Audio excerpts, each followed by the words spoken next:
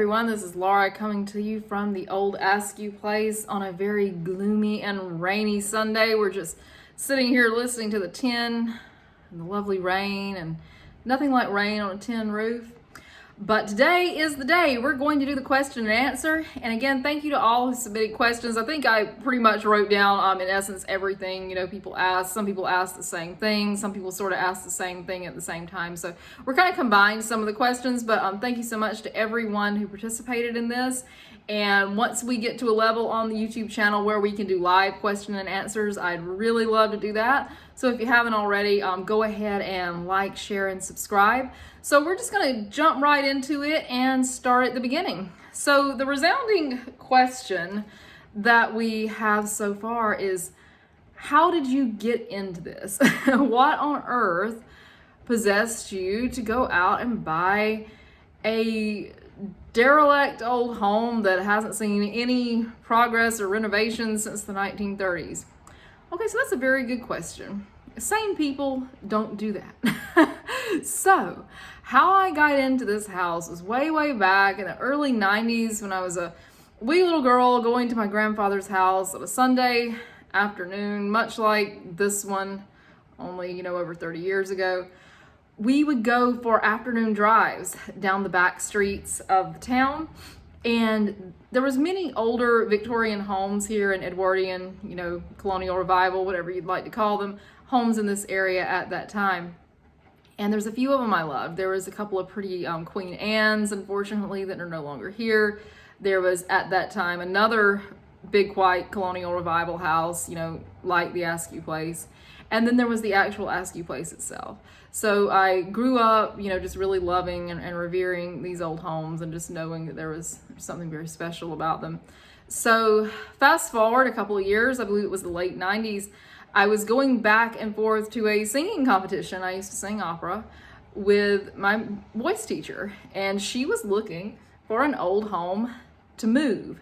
And I said, well, when I was growing up, I remember there were some old houses in the town that we're in. So we took a little detour and I'll never forget it, we turned down the side road and we passed this house. And I was literally filled with every romantic, every wonderful impulse that could have possibly been filled with in the whole of my life when I passed this house. It just got me out of my seat, even as a 14-year-old girl at the time. I immediately went home. I started writing a story about it. I started asking my parents about it. Do you remember this one? And the next weekend, I had my father and my uncle and I think two of my other sisters drove back up here to look at the house. I just had to see it again. I just had to relish in it. So that's how, sorry, my nose is itching. That's how I came about loving the Askew house. That's where our love story began.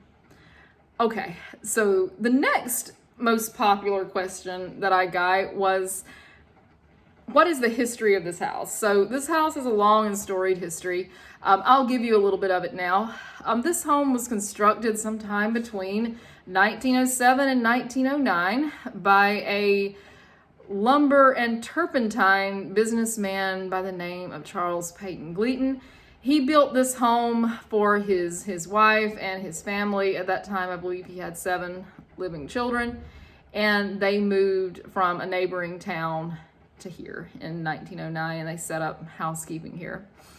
And time went on, and they lived out a lot of their lives here. They lived here for about 20-something years.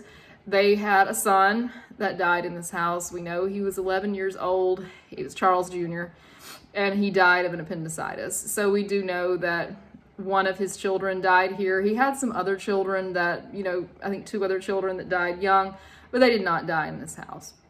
So if you go back to our Oak Grove Cemetery episode, you'll remember the grave with the angel, a little shepherd boy. That is Charles Jr.'s grave.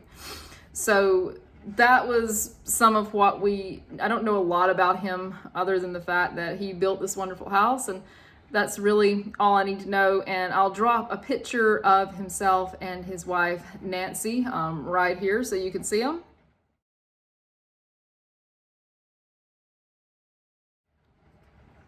So as we move forward in time, around 1933, a man named David Askew came into possession of this house.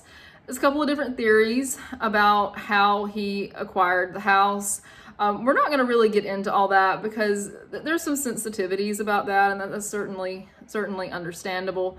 But for whatever misfortunes that occurred, he acquired the house in the Great Depression, presumably for a debt that Charles Gleaton owed him. That is not bona fide fact.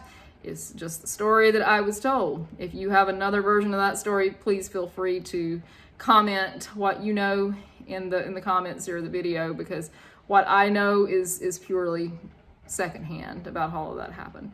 But in any regard, the Askews were the longest living family in this home. David Askew and his wife Georgia, Big Georgia or older Georgia, lived here until the 1980s, when their daughter, the Georgia Askew that we talk about, inherited the house. And she lived here for the majority of the rest of her life, and I think stayed here until maybe the early 2000s, when she went to a nursing home or an assisted home, because she had gotten quite old at the time. She was 87 years old when she died. And, to address some things that a lot of people will say, yes, she did have quite a number of pets in the house.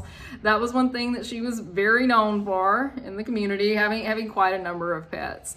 But I think it's important to know there was a lot more to this lady. She traveled the world. She was a fantastic artist, and we are going to feature some of her art here maybe in an upcoming episode. And, she spoke several languages. She was very much a woman who went out and did things in a time when a lot of women, just stayed at home when they were homemakers, and that's totally fine. But she was a complete exception to that. And I always felt a strong connection to Miss Askew. And I think in terms of the history of the house, that it was a connection to her that I felt that first attracted me to the house.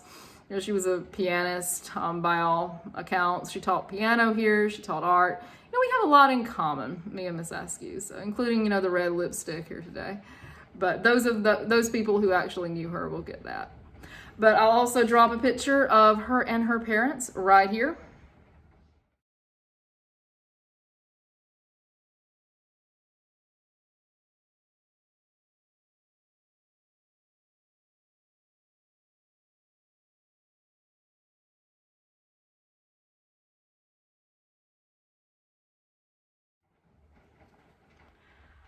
Okay, so moving forward, after Miss Askew's death in 2007, there was an auction held of her property. Okay, at this auction, I obtained several of her original pieces. I have that will go back into the house. We have the canopy bed. We have a couple of mirrors, a couple of other, things that I consider quite priceless that will return here when all is said and done. I did try to obtain the house at that auction all those years ago. I was 23 years old and probably would have been way in over my head. So all things work, for the good and for a reason. So as time went on, I moved away from Southwest Georgia. I lived up in Atlanta for several years. But always on my way back home from Atlanta, I never forgot the old house. And I would always come by it, and I would always look at it and, think about it. And it sat here and got further and further and further into disrepair. So one day I was at work and I just said, I'm going to look up on the tax assessor who owns this home. And so I pulled it up and I pulled the address and I wrote the owner a letter. And to my surprise, less than a week later, she emailed me. And we actually struck up a friendship for about a year, and we talked and, went back and forth. And then finally, we came to an agreement about the house, and I bought it in November of 2020, and the rest, as they say, has been history. This is my forever home, that as long as it's here and as long as I'm here, that this is where I want to be. And this house, some people say are looking for the great love of their life. I've always said that was this house for me. This house thus far, and you probably hear the ominous thunder in the background, it's raining up here. But this house is one of the great loves of my life. It's one of the most worthy causes that I can think of to put my life into at the moment. And I think it's worth every penny. You can't put a price on what this house means to me, and you can't put a price on what it means to the community at large. So that's the history, and I'm sort of becoming a part of that history. So that's cool. The next thing we have here, and these are just going down the line. I was asking if you found anything unusual in the house, or any treasures or anything like that. The answer to that, as far as anything of value, is unfortunately no. We found a toothbrush. We found an old sash off a dress that fell out of the closet. I found a floral pick and a little weathered floral piece out in the shed that belonged to Miss Askew. I'm assuming it was her or her mother, because they ran a little floral business out of the shed that we cleaned out a while back. So that's really it. I wish I could tell you that I uncovered gold in the attic, or we found the crown jewels up here, but unfortunately we haven't found anything. But it's not over yet, so I'm still looking. The next question we have here: has any electrical work been done, or will any need to be? Yes, there's no electrical components to this house right now. We run the extension cord out from the main box that's hanging up on a light pole. So that's how we get our juice back and forth to the house. I will pop in a picture of the knob and tube wiring, which is completely still in place in here, and no, it is not salvageable. I don't think anybody would ask me that, but just in case you're wondering, no, it's not. Here's a picture of it that I'll drop in right here.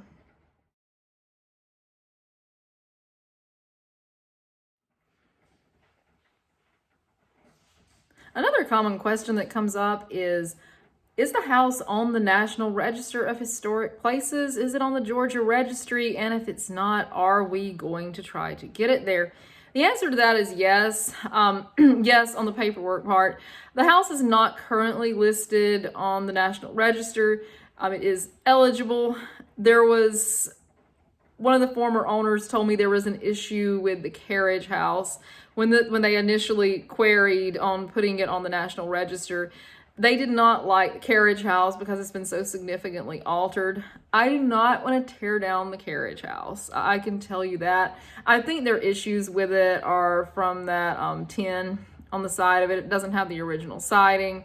The front's been ripped off of it. It has been altered, but we do know that some of the original 1907, 1909 parts are still on the house, or on the carriage house.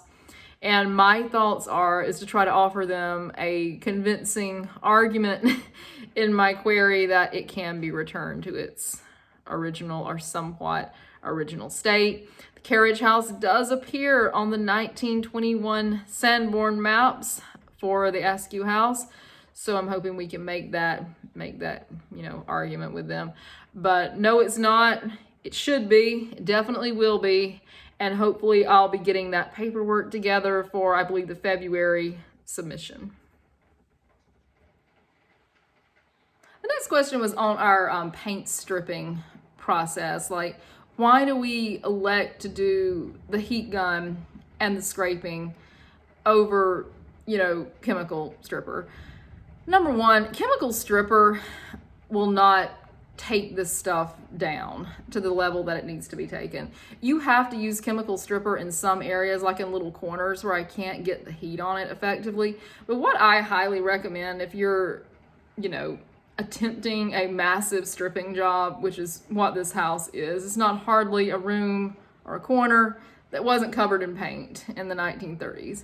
So I would recommend the Cobra speed heater. That's what we've used.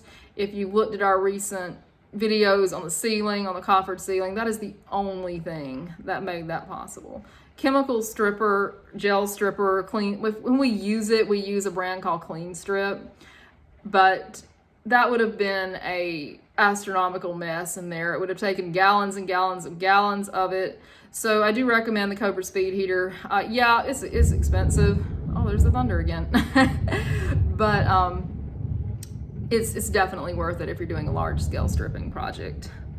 And yeah, the scraping is hard. There's no two ways around that. If you are, it's like I said this in one of the other videos too. If you are committing to strip the level of paint that we have stripped off this house so far, you're doing that as a labor of love, or you're doing it because the house is of some great historical significance. In our case, I believe it's both. Do I recommend, if you have bought a home, you know, that you're just planning on restoring, and do I recommend you going over every inch of it with a speed heater and spending hours picking off paint with a toothpick? I don't recommend that unless that is your true passion, to return the wood to its original state. And that was one of my passions, you know, with the house almost from the beginning. So it's up to you, and just listen to the house. What does the house want? All right, the next thing, have you had any foundation work done? We ourselves have done minimal foundation work here. I did a little bit in the back where that massive leak was, back where the bathroom will ultimately be. But the majority of the foundation work that was done here was done by the people who won the house at the auction years ago. They did an enormous amount of foundation work in the back of this house, and I personally am eternally grateful for that, because the whole back side of the house had basically rotted off from a huge hole being in the top of that little back addition area. And the house, how that got there is the house caught on fire about 45 years ago. And the roof was minimally repaired, and of course it failed and just massively leaked for the next 30 years. So we're in a situation where the whole back side of the house is virtually rotted off. The kitchen has a totally new foundation. The back bedroom and bathroom is a totally new foundation. The back porch has a totally new roof and foundation. So, and also the hallway between the bathroom upstairs and the maid's stair is a totally new floor and foundation. So yeah, there was a lot of foundational damage done in the house, but a lot of it was taken care of before we got here.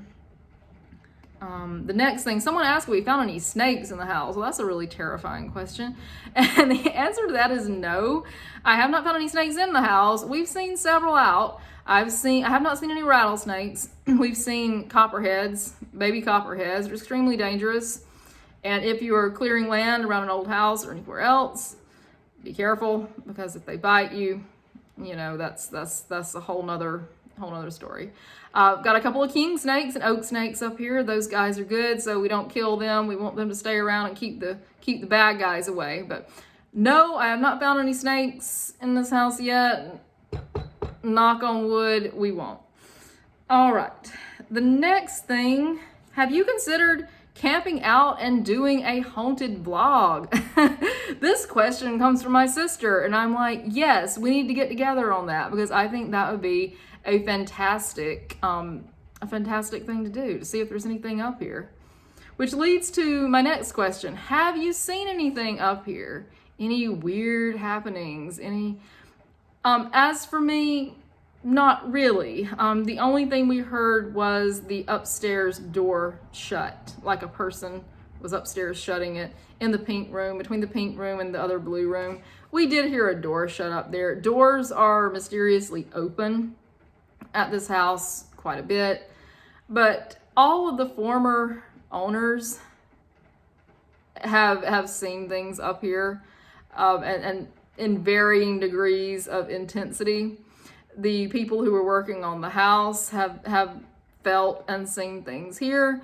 We won't get into what all of those things are, because those things were relayed to me by other people. But reportedly, the house is haunted by a little girl. We don't know who she is. I've never seen her. I don't know. But reportedly, that's who haunts the house. The next thing, will we have an open house or a tour once everything is done? And the answer to that is absolutely yes. We want to share this with the community. We want all of our friends from from far and wide to come see what we've done and hopefully garner a little inspiration for themselves that, you know, this is the impossible dream, man. This house it's rough. It's a ordeal. And there's a lot of people around, a lot of people in the community, maybe a lot of people online, or people watching these videos that are like, you know, you're never going to get to the end of this, but we're confident that we will. And when we do, we certainly want to invite everyone who wants to come see the outcome of everything. Which leads into the next question. When will this house be livable? Well, that's the $1 million question. Quite literally, it seems like sometimes. But I'm hoping that this house will be livable at the very latest by summer of 2024. I mean, that's a realistic number. Do I hope it's going to be sooner? Yeah, I do. I'd like to be living in here in a year from now. But just giving the cost of things and the way that materials and electrical components and all that have skyrocketed, you know, we want to be realistic, and I'm working on this as I go. You know, I'm not going out and, you know, borrowing hundreds of thousands of dollars to do this. I'm doing it as I go. And so that does make things a little bit slower when you do them like that. But who knows? Maybe we'll get lucky. All right, let's see what else we have. Oh, the last one that I really like. One of my other sister asked me, were we going to have a masquerade ball up here? And I'm like, heck yeah, we are. The front part of the staircase looks like the set of Phantom of the Opera in this house. I don't know if any of you are musical theater fans, but I was a music and English major. So I'm like, yes, we're totally having the Masquerade Ball. We're having the Halloween Ball. We're having the vampire ball, whatever the gothic southern ball, whatever you want to call it, the Gone with the Wind ball. We're having it up here. We're going to do it around Halloween after everything is fixed. So yeah, that's like one of my sincere dreams in this house, to, you know, be able to walk down that staircase in a ball gown at some point. Well, it's thundering and lightning up here today, so we're going to go ahead and call it a day. I hope you all enjoyed this. If you'd like more of these more sit-down type videos where we just sort of talk about things and go over, you know, where I'm at and where I'm coming from with the house and what it means to me, just like, share, and subscribe to the channel. Comment below, and if you have any of your personal stories of this house or anything, feel free to hit me up in the comments or private message me. I'd love to hear what you have to say. All right, everybody, I hope you have a great rest of your week, and we'll see you next time.